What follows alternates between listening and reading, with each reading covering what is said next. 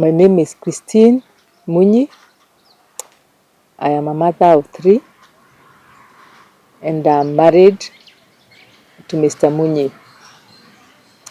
I was born 60 years ago.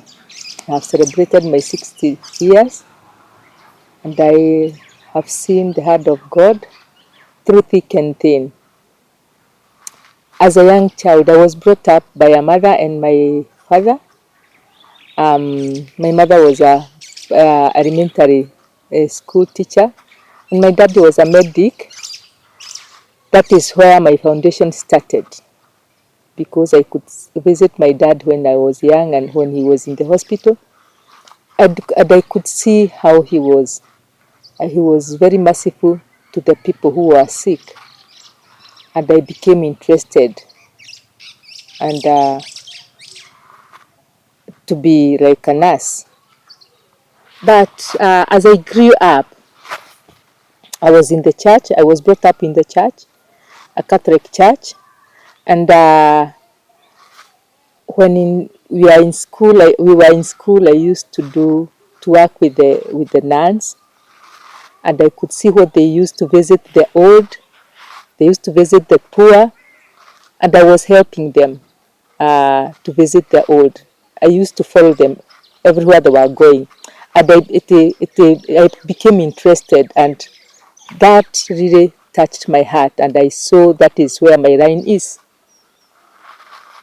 Even in the church, I could go with a veil. I wanted to be very much like a nun, and I could put on the veils. And everybody knew I was becoming a nun, and I was very happy about it. I grew up and I finished my primary school, and I went to high school. When I was in high school, I really spent a lot of time in the convent. After we closed the school, I used to visit the convent. I could stay there. I could learn more about sisterhood. Until when I finished Form 4, my dad lost job of being a clinician, and we had only one mouth to feed us, and we were 7 of us. I have not said I was the second born of 7 children. So I didn't go back to the convent, because immediately I got out of high school, I got a job, a clerical job, and I saw it was good for me even to help my mother, who was really taking care of the other children behind me. All of them were in high school. So I started working, and after I was working, the call of the nun kindly fade off. So I didn't continue with my sisterhood, and I got married.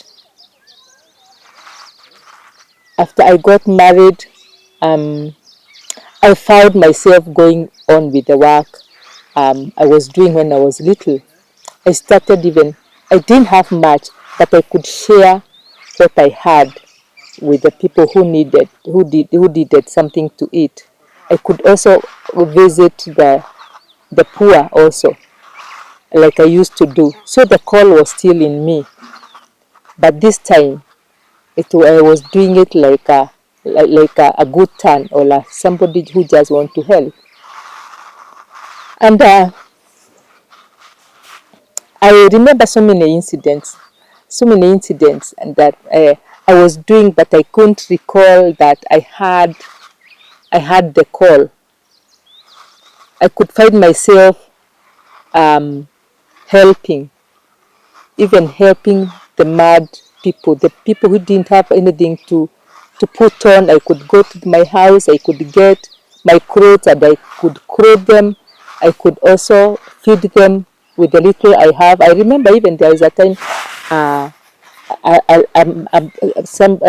lady who was mentally ill, and she was naked, and people were following her.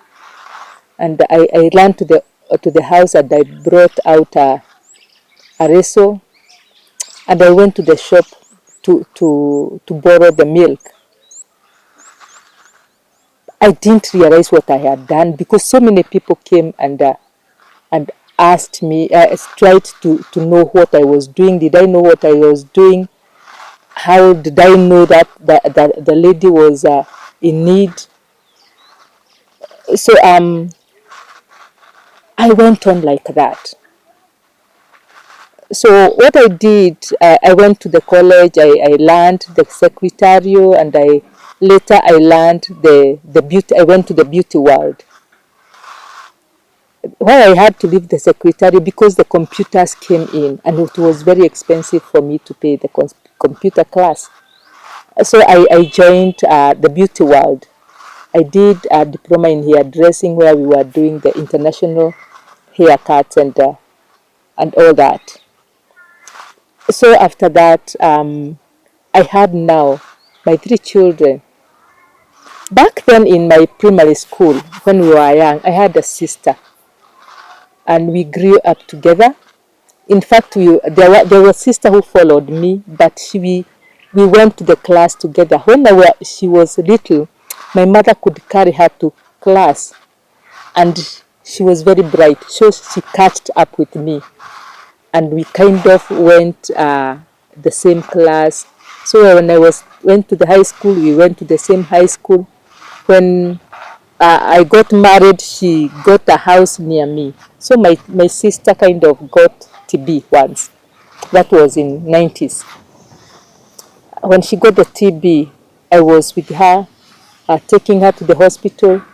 And I remember when she was diagnosed with TB, all of us were frightened, because I remember what our dad used to tell us about the TB those early days, that if anyone had a TB, he was like an outcast. He could be taken by the family to the forest to go and die there. So when I heard my sister had the TB, I was so frightened, and I had to call my daddy and tell her my sister she was diagnosed with the TB. My dad too was frightened, but he knew his way out. And there was an auntie of mine who was working in city council hospitals, so we visited her.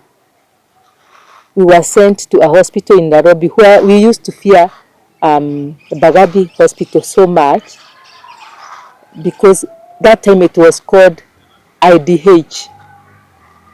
So we thought it was a hospital where you have the venereal diseases, those infectious diseases. So my aunt told us, no, you want to go to Bagabi.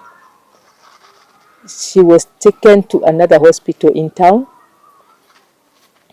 and that time it was very bad, because she used to take a lot of medicine, and then she was to take a lot of injection every day, every morning.